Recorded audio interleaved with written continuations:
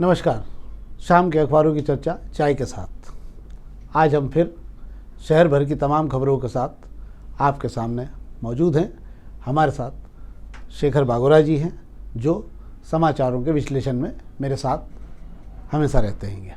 हम आज शुरुआत करते हैं पत्रिका की, पर उन सब के पहले हम महाराष्ट्र के चुनाव को लेकर आकलन बता देते हैं आपको कि महाराष्ट्र के चुनाव में दोपहर 3 बजे तक बड़ा धीमा मतदान हुआ, 45% हुआ है, पर झारखंड मतदान बहुत तेज़ चल रहा है। मुझे लगता है कि झारखंड मतदान 70% के आसपास पहुंच जाएगा और मुझे लगता है कि यहाँ पर भी 60 के लगभग पहुंचना चाहिए। महाराष्ट्र में इस बार का चुनाव सबकी नज़रें लगी है क्योंकि इस बार सबसे ज़्यादा पार्टियां महाराष्ट्र में ही मैदान में हैं। एक पार्टी के 2 टुकड़े हो गए हैं, समझ नहीं आ रहा है लोगों को किधर किसका मतदान होना है। उस पर हम बाद में बात करेंगे, पर हम अखबारों की चर्चा शुरू करते हैं। सबसे पहले आज हम पत्रिका की खबरों की चर्चा शुरू करते हैं। अखबार पहले पेज तो सभी के लगभग चुनाव से भरे पड़े हुए हैं, पर इस बीच में 2 खबरें पत्रिका की हैं। एक तो आज कार्रवाई हुई है सभी अखबारों में है। आज खड़े गणपति से टिकरिया बादशाह के बीच एक बार फिर बड़ा अभियान चलाया नगर निगम ने, और बाकी भी जितने मकान जो बचे हुए थे उनको भी तोड़ने का काम शुरू हो गया है। लगभग इस रोड का निर्माण बहुत तेज़ी से होगा, ऐसा लग रहा है काम की गति को देखते हुए। दूसरा, अवैध कॉलोनियाँ कटने से नहीं रुक रही हैं। अभी तक 100 से ज़्यादा कॉलोनाइजर पे केस हो चुके हैं, पर इसके बाद भी शहर में कॉलोनियाँ कटने का काम कम नहीं हो। एक अच्छी खबर ज़रूर है इसमें कि परिवहन में आरटीओ कार्यालय में जो है वो ठेका खत्म हो चुका है पुरानी कंपनी का, और नई कंपनी के ठेके को लेकर बड़ी दिक्कत है। पर इस बीच में करोड़ों रुपए लोगों के जमा हो चुके हैं जो कार्ड के लिए पैसे दे चुके हैं, उनको लेकर कोई स्थिति साफ नहीं हो पा रही है। बाकी सामान्य खबरें हैं, कहीं कुछ क्राइम की खबरें हैं, कुछ विशेष नहीं है, बाकी तो यही खबरें हैं। तो हम इसी बात करते हैं आज ये कि एक तो क्या है ये अवैध कॉलोनियों का मामला क्यों नहीं रुक रहा है? इतना सख्ती होने के बाद डर क्यों नहीं पैदा हो रहा है? भाई साहब, अवैध कॉलोनी पे सख्ती जो दिखाई जा रही है, मुझे ऐसा लगता है किसी भी आदेशों में ही दिखाई जाती है। अवैध कॉलोनी जो कटती है एक दिन में नहीं कट जाती है कि जिस नगर निगम सीमा में अगर अवैध कॉलोनियां कट रही है तो बीओबीआई की नजर से कैसे बच जाती है? एक मकान थोड़ी बन जाता है, अवैध कॉलोनी में खूब सारे मकान बन जाते हैं। अभी एक चीज देखने में आई है कि अवैध कॉलोनियों वाले जो लोग हैं इस तरीके का काम करते हैं, वे शहरी सीमा से थोड़ा बाहर कूद गए हैं और ग्रामीण इलाकों में अवैध कॉलोनियां डेवलप कर रहे हैं। इसलिए अवैध कॉलोनियां काफी रोक और सख्ती के बावजूद भी कट रही है।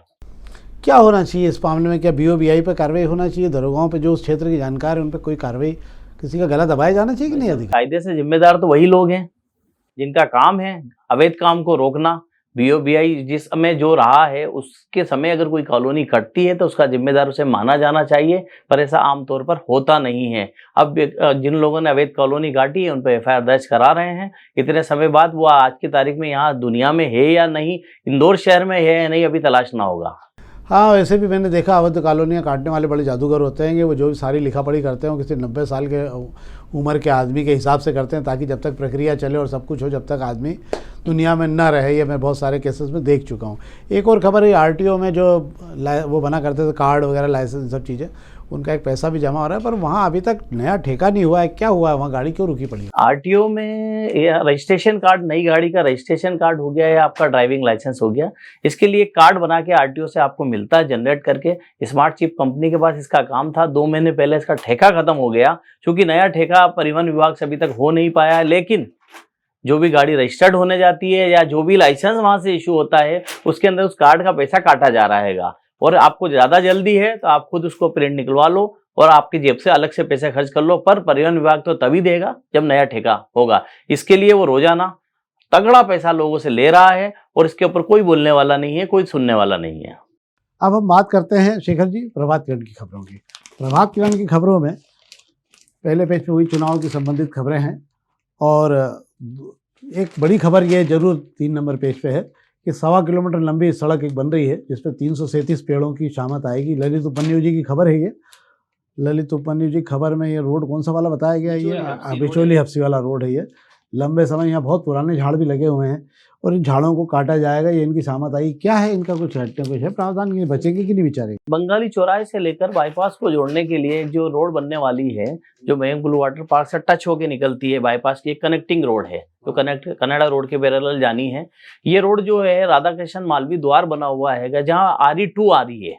RE2 से लेकर बाईपास को जोड़ेगी। उस बीच के काफी पेड़ लगे हुए हैं, दोनों तरफ सड़क सकड़ी है, सड़क को चौड़ी बनाना है क्योंकि आगे आइडिया की स्कीम्स आ रही है बड़ी, बाईपास के उस तरफ आईडीए की जो नई बड़ी स्कीम्स आई है, लंबी चौड़ी जो आई है, उसको कनेक्टिविटी की ये रोड है। इस रोड को बनाने के लिए ही सड़कों पे से जो पेड़ हैं इनको काटने की योजना है। पीडब्ल्यूडी इस रोड को बनाएगा और आईडीए चाहता है कि पेड़ कटने की बजाय हम इनको ट्रांसप्लांट करें।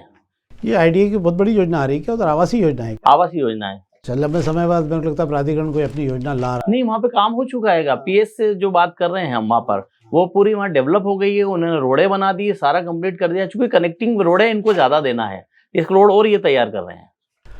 और खबरों में वही धनबाद में 40 मकान तोड़ने वाला मामला है। इंदौर उज्जैन 6 लेन रोड के लेकर खर्च का 735 करोड़ रुपए का तय किया गया है। एक खबर ये जरूर, विज्ञापन की छूट से नगर निगम को हो रहा है नुकसान।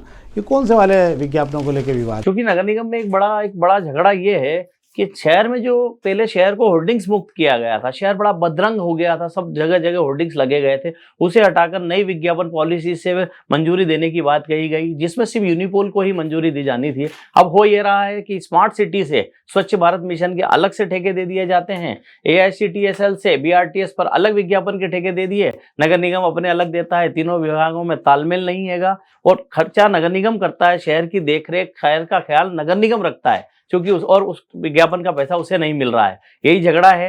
निरंजन सिंह गुड्डू जो राजस्व विभाग के प्रभारी है, उन्होंने ही कमिश्नर को चिट्ठी लिखकर कहा है कि क्या हो रहा है, नुकसान हमें हो रहा है, छूट वो ही दे रहा है।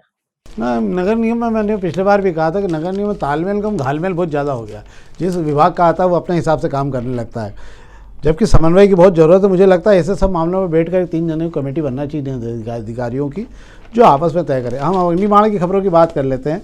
पहले पेज पे चुनाव की खबरें हैं, फिर इंदौर जिले के 9 मतदान केंद्र जो विधानसभा क्षेत्र हैं 9, उनमें 139 मतदान केंद्र बढ़ गए हैं। रेलवे ने सुपर कॉरिडोर मेट्रो का रास्ता रोड का, वहाँ गार्डर के कारण प्रॉब्लम आ रही है, शायद कुछ समय में वो भी क्लियर हो जाएगा।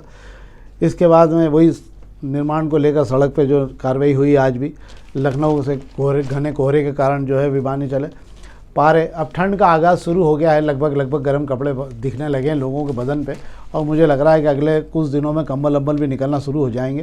तापमान में लगातार गिरावट धीरे धीरे आती जा रही है। क्या हम मान लें कि ठंड आ गई है? ठंड आ गई है, बिल्कुल मान लिया जाए। कल जिस तरीके से दोपहर में मौसम बदला है, उसके बाद शाम को ठंडी हवाएं चली है, उसके बाद शहर को कल कपकपाया हैगा। और एक जो रिपोर्ट है अग्निबाण की, वो वाकई कह रही है कि नवंबर की सबसे ठंडी रात कल गई है। जो पिछले साल नवंबर में सबसे छोटा कम तापमान गया था, वो इस बार हमको कल देखने को मिल गया है। हाँ, मतलब अब मान लें कि बस ठंड की तैयारी शुरू हो गई है। और अच्छे स्वास्थ्य के लिए बहुत ज़रूरी है कि ठंड के दिनों में आप जो भी खाते पछता भी है, और आप अपने कसरत वरसत भी करिए, स्वास्थ्य अच्छा रहता है। एक अग्निबाण में बड़ी अच्छी खबर है ये वाली कि 180 मरीजों का नया जीवन देने के लिए जो है देने वालों को भगवानों का इंतजार है। वही अंगदान को लेकर लाइन लगी हुई है, और अंगदान के लिए हम भी आग्रह करेंगे कि अगर कोई ऐसा होता है तो आप अधिक से अधिक अंगदान के लिए प्रोत्साहित करिए। नेत्रदान और अंगदान जो है, इससे बड़ा दान दुनिया में कुछ नहीं होता है। इससे कुछ लोगों का हम जीवन बचा सकते हैं। एक व्यक्ति के अंगदान से कम 5 से 6 लोगों का जीवन कई बार बचा है। क्या है अच्छा, 2015 में इंदौर ने पहली बार ग्रीन कॉरिडोर बनाकर अंगदान कराया था। उसके बाद इंदौर में अभी तक 9 सालों में 59 बार ग्रीन कॉरिडोर बन के अंगदान हो चुका है। 200 लोगों की जीवन बचाया जा चुका है, जिन्हें अलग अलग तरह के अंग की जरूरत थी। किसी को किडनी दी है, किसी को लीवर दिया है, किसी को हार्ट दिया है, किसी को आंखें दी है, और दूसरे शरीर की जितनी जरूरत की चीजें दी है। और अभी भी 180 लोग लाइन में हैं इंदौर के, जो चाहते हैं कि कोई और अंगदान करे तो उनका जीवन भी खुशहाल हो। अच्छी बात है, होना भी चाहिए। और इंदौर ने पूरे देश भर में, मैं सोचता हूँ, शायद अपनी एक विशेष पहचान अंगदान को लेकर बनाई। उस टाइप संजय दुबे साहब कमिश्नर थे, सबसे पहला संजय दुबे साहब ने सबसे पहला दिलचस्पी का विषय रहा था। और हर अधिकारी का अपना एक विषय होता है, उनकी ये बड़ी दिलचस्पी रही। और उस समय लोग शायद समझ भी नहीं रहे थे कि कॉरिडोर कैसे बनता है, ग्रीन कॉरिडोर। जब पहली बार गया तो लोगों के समझ में आया कि अच्छा ये व्यवस्थाएं होती है। एक डामरीकरण की गुणवत्ता को लेकर जो सड़कों पे पेश कार्रवाई जो चल रही है, जो डामरीकरण हो रहा है, तो गुणवत्ता के बाद में अपन ये मान लें कि ये सड़कें जो है बिल्कुल अब फाइनल हो गई, कि इनमें अब कोई तकलीफ नहीं होगी आगे चल के, कि ये बस औपचारिकता है। वैसे डामरीकरण हो या सड़कें बने, उसकी गुणवत्ता जांचने का काम नगर निगम का ही है, नगर निगम के जिम्मेदारों का ही है। और उन्हीं नगर निगम के जिम्मेदारों को नगर निगम कमिश्नर ने कहा है कि गुणवत्ता देखें, मरम्मत जो हो रही है उसके बावजूद भी जो सड़कें बनती है, जो मरम्मत होते हैं, उनके क्या हाल होते हैं, ये तो थोड़े दिन बाद ही पता चलता है। इस गुणवत्ता को इन्होंने किस लेवल पे जांचा है, कितनी ईमानदारी से, ये आने वाला वक्त बताएगा। हाँ, एक ही बात रहती है ना कि नगर निगम के अधिकारी नगर निगम की सड़क की गुणवत्ता तो नहीं देखते, पर उनकी खुद की गुणवत्ता में जरूर वो महारत रहती है उनको, ताकि वो अपनी गुणवत्ता में तो उनको माने हुए कोई पार नहीं पाएगा। अभी तक वो 184 फाइलों का कुछ हुआ जो गायब हो गई थी, क्या वजह? अभी तक उसका कुछ नहीं हुआ है। ये भी अधिकारियों की गुणवत्ता ही है अपने आप में कि देखो आप अभी तक की हवा नहीं लग पा रही, ये अपनी बात है। अब हम दोपहर की खबरों की चर्चा की बात कर लेते हैं संक्षेप में। एक बड़ी खबर आज पहले पेज पे है कि पिछले 4 महीनों में बैंकों में 2.86 लाख करोड़ का बैलेंस था बैंकों में, नकदी जो बैंकों में था वो अक्टूबर आते आते तक घटकर मात्र 10.95 लाख करोड़ रह गया है। मतलब आप समझ रहे हैं कि अगर यही स्थिति पैसे निकलने की बैंकों में बनी रही तो अगले 4 महीने बाद हो सकता है हम आपको ये खबर भी दे पाएँ कि शायद बैंकों में राशि पूरी तरह से निकल जा चुकी है, कि बैंकों में बहुत तेज़ी से पैसा खाना। यूनियन बैंक ऑफ इंडिया ने अपनी रिपोर्ट में कहा कि पूरे महीने जमा ही नहीं हुए पैसे, पूरे महीने निकासी होती रही बैंक से। ये बहुत बड़ी बात रही है कि बैंकों में बड़ी घबराहट है, और इसको लेकर शशिकांत दास ने भी चिंता व्यक्त की कि बैंक छोटी बचत के पैसों को जल्दी से जल्दी कोशिश करें, कुछ भी ब्याज बढ़ा के जैसे भी हो, ताकि वो बैंकों तक पहुँचे, क्योंकि इस समय छोटी बचत 43 साल के सबसे निचले स्तर पर पहुँच चुकी है। दूसरी एक खबर ये थी कि रूस ने आज गला दबा दिया है पूरे यूरोप का। वो जो गैस दिया करते थे, प्राकृतिक गैस, उन्होंने अब अमेरिका के हमले के बाद में यूक्रेन से जो मिसाइल छोड़ी थी, उन्होंने कह दिया आप अपनी तैयारी करिए, हाहाकार मचा हुआ है क्योंकि बड़ी ठंड पड़ने वाली है, और वहाँ अगर गैस की सप्लाई नहीं हुई तो कई देशों में बड़ा संकट पैदा हो जाएगा जीवन के लिए। लोगों को अपने यहाँ कुछ ना कोई वैकल्पिक व्यवस्था लगाना पड़ेगी। इसके अलावा जो खबरें इसमें दोपहर में, तो वही टिकरिया बादशाह के 110 निर्माण तोड़े गए हैं। एक ज़रूरी है, संगठन को मजबूत करने की कांग्रेस अब मोहल्ला समिति बनाएगी, इसकी चर्चा हम बाद में कर लेंगे। एक बड़ी चर्चा ये ज़रूर है जिस पर हमने कार्यक्रम भी बनाया था, और ये बड़ी खबर है अपने आप में, कि शहर की जितनी सड़कें बनी हैं वो सब जो हैं उनके जो लेवल हैं वो बिल्कुल बराबर नहीं है, और कई जगह सड़क 2 या 3 इंच ऊपर हो रही है, कहीं 4 इंच नीचे जा रही है। उसके कारण जो जर्क लग रहा है, इससे हर दिन शहर में 500 से ज़्यादा मरीज रीढ़ की हड्डी के पैदा हो रहे हैं, और 200 से ज़्यादा मरीज एमवाई पहुँच रहे हैं। और ये सब, इस पर डॉक्टरों के इंटरव्यू भी हैं जिन्होंने कहा कि सड़कों की स्थिति ऐसी है कि अगर इनका समतलीकरण मतलब लेवल बराबर ना होने के कारण हाथों में झटका आता है, और झटका आने के बाद में जो जर्क आ रहा है उसका असर रीढ़ की हड्डी पे आ रहा है। एक साथ नहीं आता, पर धीरे धीरे करके 2-3 महीने में ये आपको बड़ी बीमारी की तरफ ले जा रहा है। तो मुझे लगता है कि शायद इस पर भी कुछ ना कुछ विचार होना चाहिए। क्या है ये सड़कों का एक बार में बेहतर तरीके से काम क्यों नहीं हो? भाई साहब, ये फिर वही बात आ गई, नगर निगम के जिम्मेदारों, नगर निगम के अति महत्वपूर्ण इंजीनियरों की ये काबिलियत है कि भाई जब शहर की सड़कें बनती है तब क्या देखते हैं कि एक सड़क का एक हिस्सा ऊंचा होता है, दूसरा नीचा होता है। सड़क के बीच में गैप इतना कर देते हैं कि व्यक्ति उसमें सांप सरीका लहरा के गिर जाता है। यही तो काबिलियत है, यही जांचते हैं। अभी बात कर रहे हैं सड़क की रिपेयरिंग की गुणवत्ता देख रहे हैं, पहले जो सड़कें बनी थी उसकी गुणवत्ता भी इन्होंने ही देखी थी। हाँ, मतलब जैसे समझ में आता है कि गुणवत्ता देखना और गुणवत्ता पे फैसला करना एक बहुत बड़ी बात होती है। कुछ खबरों पर हमने कल लोगों से कहा भी था कि अगर आपको कोई शिकायत है, कुछ भी है, तो आप हमारे जो बॉक्स बना हुआ है लिंक के नीचे, उस पर आप डाल सकते हैं। कुछ लोगों ने हमें सीधे व्हाट्सएप पे खबर डाली थी। एक खबर आपने शेखर जी परसों कही थी कि जो केबल आपके यहाँ प्रभात खबर में छपी थी कि केबल काटने का काम जो चालू हुआ उसके कारण, तो किसी एक ने जो है ये खबर डाली है, किसी महिला ने, और उसने बताया है कि जो है उसका पूरा सार तो नहीं मतलब खबर है, पर उसका संक्षेप ये दिया है कि उस पूरे केबल कट जाने के कारण बहुत सारे कैमरे जो लगे हुए थे वो बंद हो गए हैं, कई परिवारों के इंटरनेट बंद हो गए हैं, और उसके कारण दिक्कत ये हो रही कि इसको लेकर कोई भी अगर योजना नहीं बनी तो पूरे शहर भर में हाहाकार मच जाएगा। बड़ी कंपनियों के केबल अगर कटना चालू हुए, तो शायद मैंने आज एयरटेल बात कर रहा था तो उनके यहाँ से उनका कहना था कि पहले उनको वो अगर कार्रवाई कर लें, जो भी फैसला सरकार करेगी उसके बाद होगा, क्योंकि ये हमारी योजना नहीं है, ये केंद्र सरकार की, राज्य सरकारों की योजना है, उसके बाद ही इस पर कदम बढ़ाए गए हैं। इस प्रकार से एकदम अगर आप करेंगे तो ये पूरे शहर के अंदर बहुत बड़ा बैंकों का नेटवर्क, कैमरों का नेटवर्क, ये सब बंद हो जाएगा। अभी कम से कम MG रोड के 70 से अधिक कैमरे बंद हो गए केबल की खींचाखाची के कारण।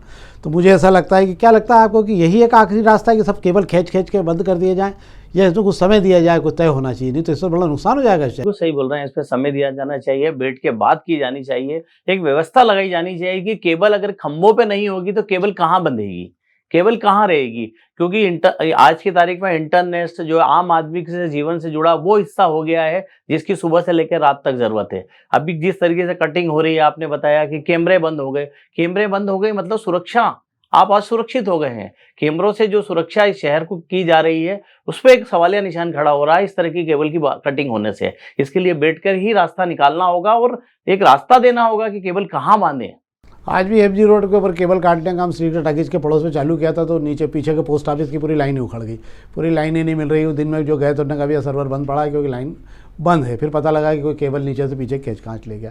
कुल मिला के मेरा ये मानना है कि बहुत गंभीर मामला है ये, और इसमें शासन को भी हस्तक्षेप करना चाहिए कि ऐसे अगर केबलें खींचना चालू कर दी तो इससे तो पूरे शहर का कबाड़ा हो जाएगा। नीति का निर्धारण होना चाहिए, नीति को थोपा नहीं जाना चाहिए। मुझे ऐसा लगता है कि इस समय नीति थोपी जा रही है, और अगर ऐसी स्थिति रही तो आने वाले समय में पूरे शहर के अंदर केबल की जो अभी रोज़ कंप्लेन जा रही है, ये हज़ारों में संख्या बढ़ जाएगी और शहर में लोगों के लिए कोई विकल्प नहीं बचेगा। ये तो थी आज की खबरें जिस पर हमने बात की है। अब हम चर्चा कर लेते हैं, कुछ राजनीतिक चर्चाएं हैं उस पर हम चर्चा कर लेते हैं, पर आज मुझे ऐसा लगता है कि हम संक्षेप में चर्चा कर लेते हैं महाराष्ट्र और झारखंड के चुनाव को लेकर। मुझे लग रहा है कि इस समय सबसे बड़ा ध्यान वही है। और शेखर जी, मज़ेदार बात ये है कि जो चैनल 4-5-6 दिन पहले से वहाँ चढ़ा के बिल्कुल भिड़ जाते थे, जिनको गोदी मीडिया मोदी मीडिया सब कहा जाता था, और वो बता देते थे कि ये होने वाला है वो होने वाला है और तैयार हो जाइए, बड़ी ताकत के साथ सरकारें आ रही है। हरियाणा के चुनाव में ऐसा जुलूस और अखाड़ा निकला इन तमाम सर्वे दिखाने वालों का कि इस बार आपने देखा कि शायद एक भी चैनल ने जो है बिल्कुल सांस ही नहीं ली इस मामले में। मेरे को ऐसा लगता है कुछ ने तो देखा भी नहीं होगा, या कुछ लोग जो है सर्वे बनाने की कोशिश भी क्योंकि तो चैनल वालों ने हाथ जोड़ लिए होंगे, बहुत मारते हैं लोग बाद में, इसको न किया जाए। आज भी मुझे नहीं लगता है कि आज मतदान के बाद में किसी ने सवेरे से शाम के बीच में किसी बड़े चैनल ने ये मैसेज नहीं डाला है कि अभी हम 6 बजे बाद में मतदान के बाद में आफ्टर पोलिंग जो है मतदान की जानकारी हम देंगे कि कौन सी सरकार बन रही है कौन सी नहीं, क्योंकि महाराष्ट्र में तो इतने फजीयत है कि वहाँ तो सरकार बनाना ही बहुत कठिन काम है, इसलिए कोई भी उस चक्कर में नहीं पड़ेगा। झारखंड के चुनाव को जरूर मैं समझता हूँ कि लोकसभा के चुनाव में 51% वोट वहाँ भाजपा को मिला है, वहाँ सीटों के हिसाब से अनुमान देखा जाए, और महाराष्ट्र में अगर लोकसभा देखा जाए तो वहाँ पर बहुमत में कांग्रेस प्लस मतलब इंडिया गठबंधन रहा है। अगर यही रहा तो सरकारों का आकलन पहले से दिख रहा है कि जो सरकारें बन सकती है। अब ये तो समय बताएगा हर बार क्या होता है क्या नहीं होता है। क्या लगता है आपको कि आज अभी अपन ने 3 बजे तक के आंकड़े दिए थे कि 45% वोट डला है वहाँ पे, मतलब महाराष्ट्र में बड़ी धीमी गति है। इसका मतलब ये है कि लोग समझ नहीं पा रहे हैं शायद कि मतदान में 6-6 पार्टियां खड़ी हो गई, कौन सी असली कौन सी नकली है, तो इसलिए मुझे लग रहा है कि शायद लोग घरों से नहीं निकल पा रहे हैं। क्या है महाराष्ट्र में मतदाताओं की उदासी कुछ और इशारा करती है। एक बड़ा गंभीर वो है ये, महाराष्ट्र के चुनाव में इस तरीके की कम वोटिंग कमी हुआ करती है, वोटिंग अच्छी होती है महाराष्ट्र में, पर चूंकि आज वोटिंग सुबह से मतलब इक्के दुक्के लोग ही मतदान केंद्र पर नजर आए, जिस तरीके की खबरें आ रही थी। अब बात करें एग्जिट पोल की, तो जिस तरीके से एग्जिट पोल के सुरमा लोग हरियाणा चुनाव के एग्जिट पोल बताने में जिस तरीके से धराशायी हुए हैं, इसलिए वो जोखिम नहीं ले रहे हैं। और वो जो एग्जिट पोल लाने वाले भी हैं, मान लो एग्जिट पोल आता भी है तो उस पर विश्वास आम लोगों को बहुत मुश्किल होगा। और महाराष्ट्र की हालत तो वैसे ही बिगड़ी हुई है। महाराष्ट्र में क्या होगा, कितना उलझा हुआ चुनाव है, इस पर टिप्पणी करना बहुत मुश्किल है। अच्छा, एक और चीज़ भी हो गई, मुझे ऐसा लग रहा है कि अब धीरे धीरे लोगों का कोई लेना देना नहीं रह गया इस प्रकार के जो एग्जिट पोल और इन पर कि किसकी सरकार बनी क्या नहीं बनी, क्योंकि उनको मालूम है ये सब घपलत रहती है। इसलिए लोगों का बहुत ज़्यादा विश्वास भी अब धीरे धीरे इस पर ख़त्म हो चुका है। क्यों? क्योंकि इसका जो सैंपल साइज़ होता है वो इतनी बदमाशी होने लगी सैंपल साइज़ में कि एक विधानसभा का अगर चुनाव को लेकर सैंपल साइज़ होना चाहिए कम से कम 600 से 800 लोगों का सैंपल साइज़ होता है। पर वहीं से फ़ोन पर बैठकर ये लोग 70 या 80 लोगों से फ़ोन पे बात कर लेते हैं और उसके आधार पे सैंपल साइज़ तय कर देते हैं। 80 लोग मिल के, मतलब पिछले बार तो ये था कि इंदौर लोकसभा के लिए उन्होंने जिन लोगों से बात की उसमें 125 लोग भी नहीं जोड़ रहे थे। तो ये सैंपल साइज़ नहीं होने के कारण ही बहुत ज़्यादा एग्जैक्ट रिजल्ट नहीं आता। हालांकि एग्जिट पोल का अगर सिस्टम से किया जाए तो रिजल्ट बहुत परफेक्ट आता है। झारखंड में क्या लग रहा है आपको? झारखंड में की स्थिति क्या है? मतदान बहुत तेज हो रहा है वहाँ और मुझे लगता है कि 70% से ऊपर चला जाएगा, 70-75%। लोकसभा चुनाव में झारखंड में जिस तरह भाजपा को बहुमत मिला है, आगे बढ़ी है, बीजेपी को वोट प्रतिशत बढ़ा है, मुझे लगता है कि यहाँ पर भी जिस तरीके से वोट बढ़ रहा है झारखंड में बीजेपी अच्छी स्थिति में मुझे दिख रही है। दोनों चीज़ें होगी। देखिए, एक तो ये हो सकता है कि दोनों जगहों पर अगर महाराष्ट्र में लोग क्या है लाडली बहना, लाडली क्या है लाड़की बहना को लेकर अगर लॉटरी अगर चल गई वो तो फिर सवाल नहीं उठता। पर यहाँ पे अगर हम बात करते हैं झारखंड में तो यहाँ उसका हेमंत सोरेन ने यहाँ पे भी शायद लाडली बहना के नाम से कोई योजना चलाई है जिसपे 3,000 रुपये तक अधिकतम दिए जाएंगे। ये ऐसे कार्ड हो गए नगद देने वाले कि इससे आप जो है अच्छा खासा जो है इससे पैसा का लोगों को मिल रहा है और उसको लेकर लोग पीछे हटने को तैयार नहीं होते हैं। ये तो थी आज की राजनीतिक चर्चा। हम कल फिर आपके साथ ताज़ा खबरों के साथ और ताज़ा राजनीतिक चर्चा के साथ फिर मिलेंगे।